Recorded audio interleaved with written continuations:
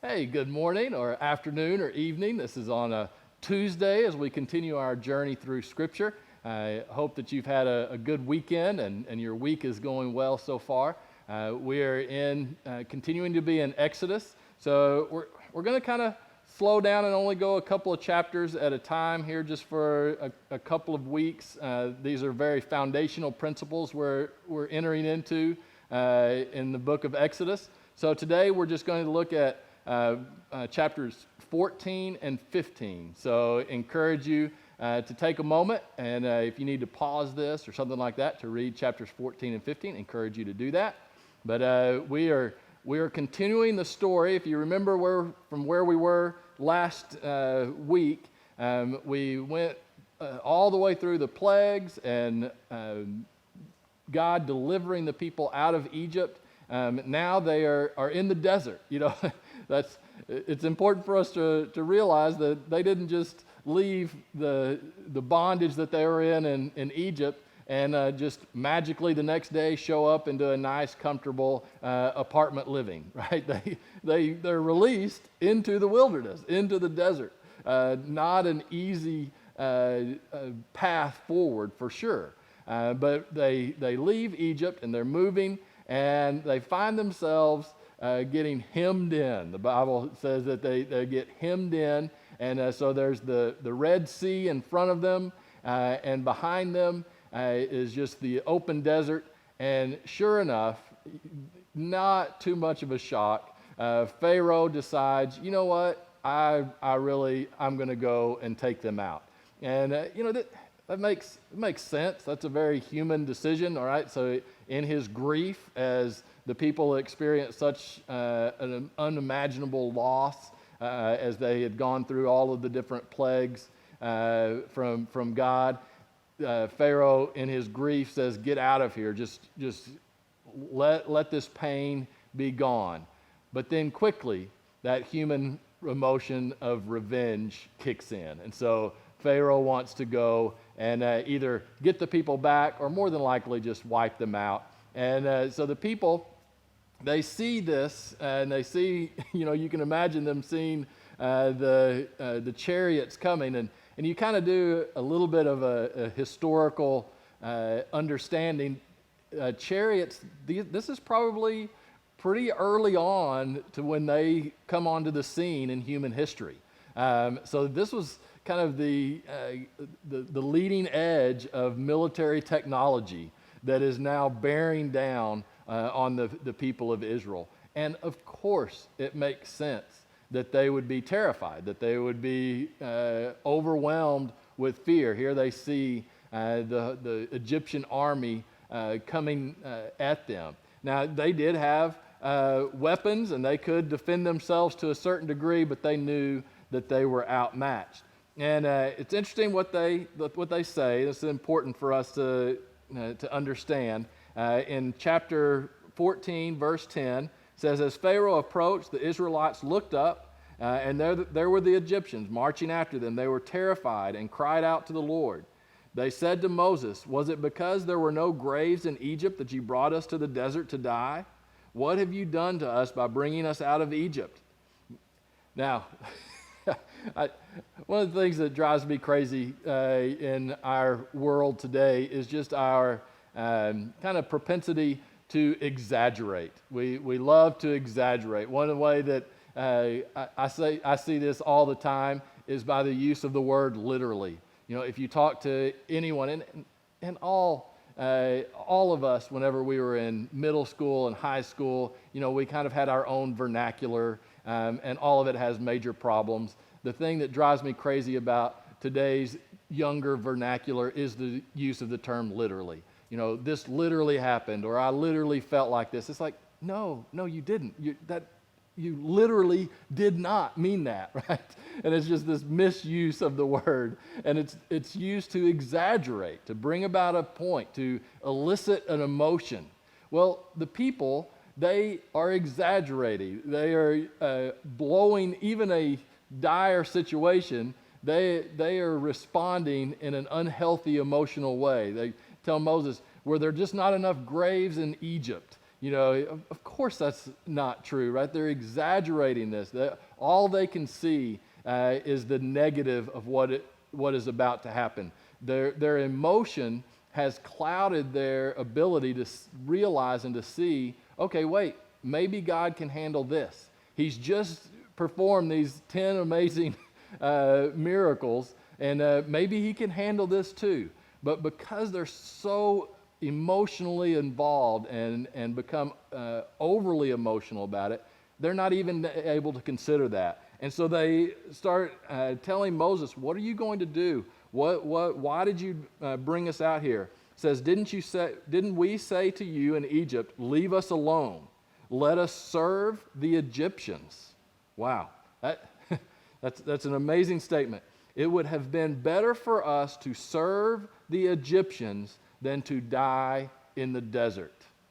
All right, now this is an important and a foundational understanding of human nature, and I want to kind of delve into this a little bit. So the people are claiming that they would rather be enslaved than to come out into the desert and to experience what they're about to experience, right? That they would rather have just stayed slaves than to come out here and die, right? To be free from being slaves.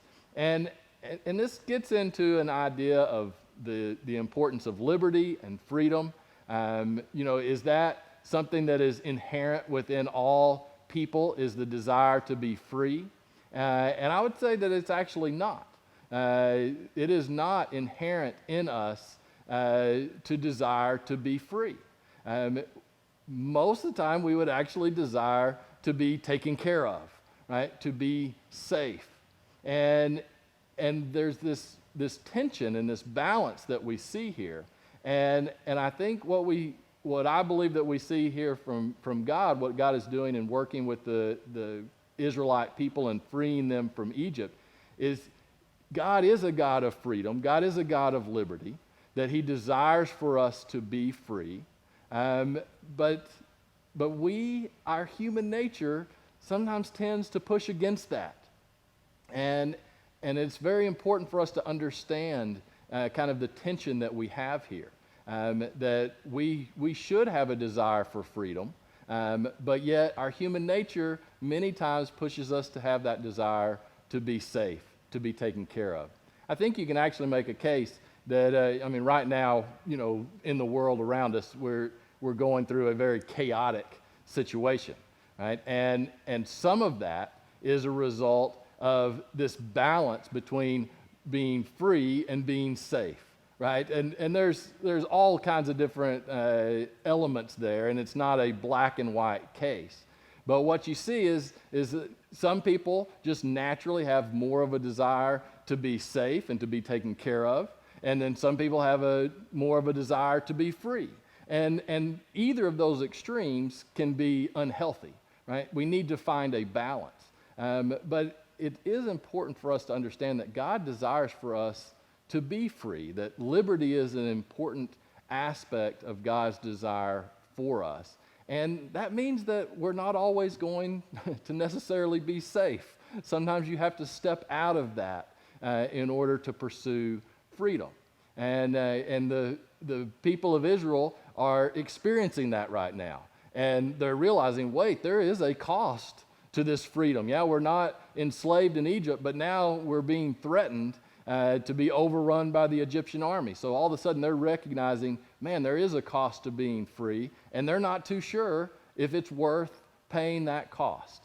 And of course, I would say that it is, and I know that they would find out that it is worth that. But that is a struggle that we all have within us, and the danger is that we can easily give up our freedom just to make problems go away. And we should struggle with that, and there should be some tension with that in our current situation, but as we think of the big picture of desiring to live in a free country. So as we continue on, and Moses tells the people, and I love Moses' answer there in verse 13. It says, "Do not be afraid, right? Because it's their fear that's giving them that emotion that is clouding their understanding, that they're all of a sudden basically forgetting all that God has done. He says, stand firm, and you will see the deliverance the Lord will bring you today.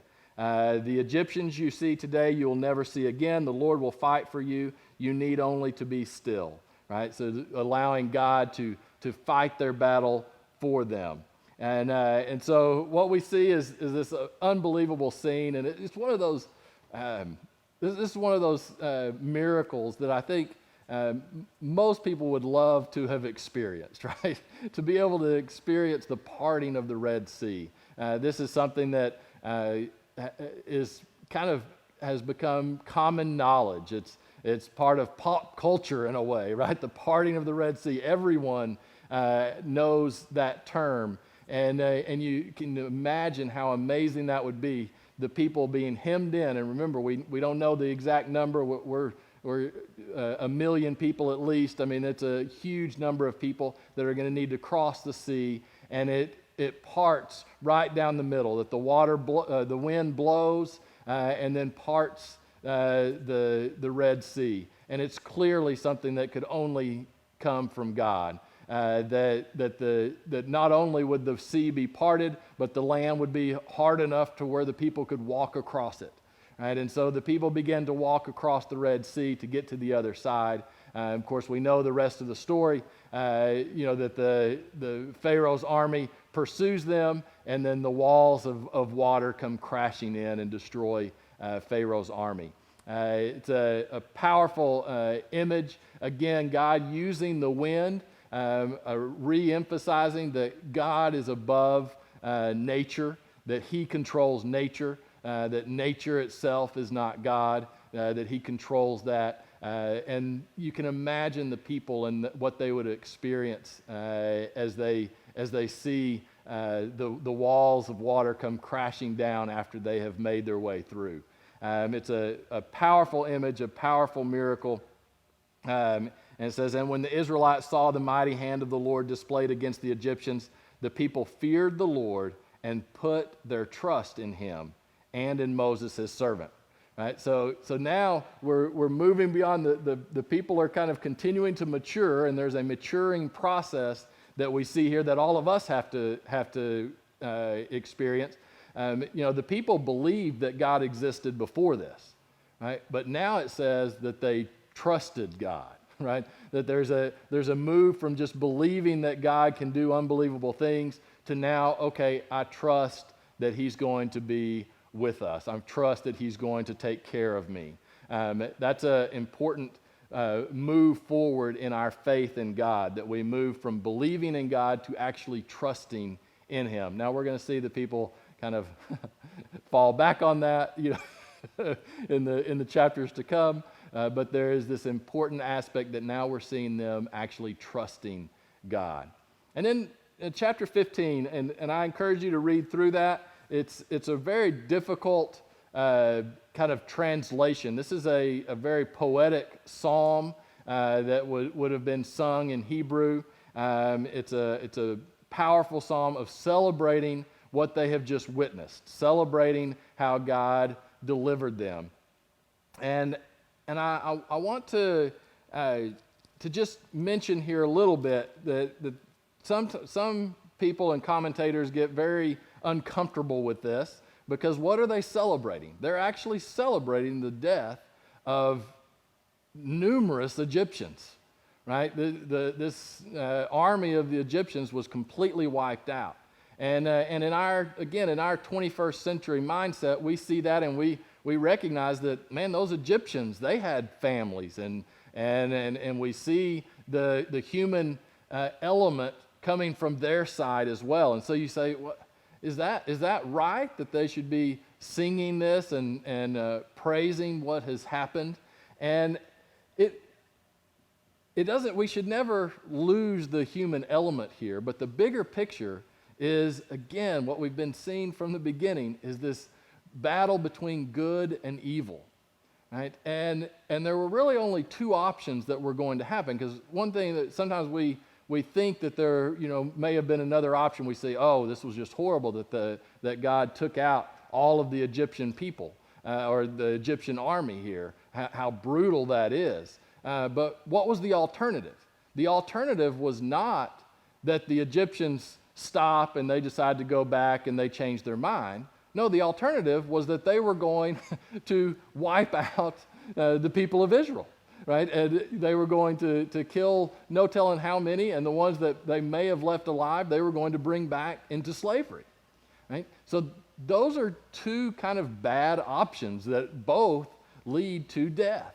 And it's important for us to understand that there is a difference. There is good and evil. And what God was doing is he was protecting the people of Israel. And he was protecting the people from being needlessly destroyed. And we it's okay for us to wrestle with that, but we should never get to the point where we don't understand that there is a battle between good and evil, and we see that represented here.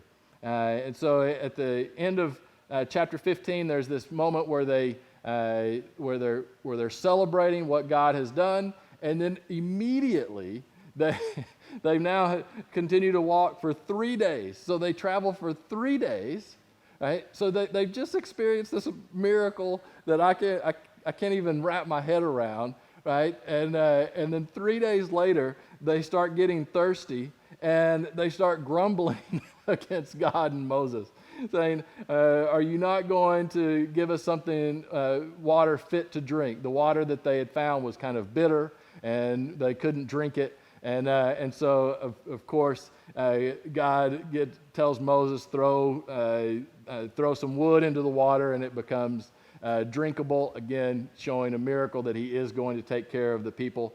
And the Lord issued a ruling and instruction for them and put them to the test. He said, if you listen carefully to the Lord your God and do what is right in his eyes. So he starts to see some conditions for us to experience some of the promises of God. We have to also respond and to do as God has called us to do. We're going to see that as we continue. So it's just amazing to me that this group of people experience this unbelievable miracle, and in 3 days they're already starting to grumble and question God. And man, don't we do the same? It is so easy for us to stay in the grumbling and the negative viewpoint and perspective, and rather than starting to trust and to live by the truth that, hey, God is going to provide a way. We may not see it at the time. It doesn't mean that it's going to be easy, but that God will provide a way forward. And we never need to get stuck in that moment of just completely being overwhelmed with grumbling and negativity of what's going on around us. We always need to remember that God is the God who parted the Red Sea, and that God is the God who is going before you in your life. And no matter what you are facing, I promise you, God can walk with you and will walk with you through it to move forward. All right, we're going to stop right there. I encourage you to read chapters 16 through 18 for next time on Thursday. And we're going to kind of continue this path towards Mount Sinai. We're getting to what may be what is some of the most foundational aspects to our faith with the Ten Commandments. And we're getting very close to that as the people are moving towards Mount Sinai. So we'll see you next Thursday.